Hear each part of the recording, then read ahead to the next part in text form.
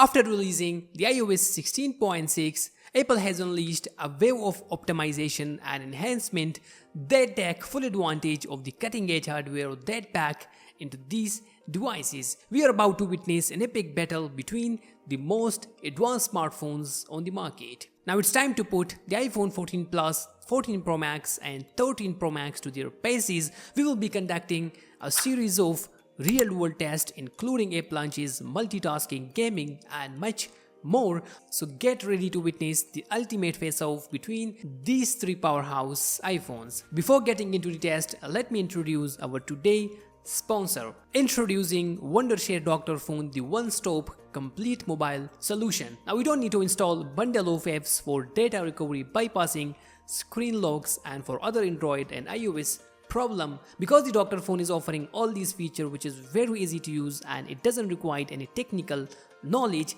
As you can see, we have got all the features. The Dr.Fone can unlock any Android and iOS device screen locks including FRP locks on Android, iCloud activation and Apple ID with simple step. By connecting your device, you will get all the instructions. You can transfer WhatsApp data, Viber, business WhatsApp, Line, etc. from Android to iOS or iOS to Android. So now, while switching your device, you don't have to worry about your important data. All you need the Dr.Fone to transfer all your data. Also, you can recover your deleted data from Android and iOS, which is totally compatible with Android 13 and iOS 16. Not just that, but you can fix 150 plus iOS and Android problems. In short, this is a complete package which has every single feature which most of us needs in our daily life. Now it's time to experience the power of Wondershare Dr.Fone. It's the best and all-in-one for every Android and iOS user. I'm leaving the link in the description. Just click on download and enjoy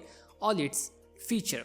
Now let's get back to work, starting with a boot up test, and here we go.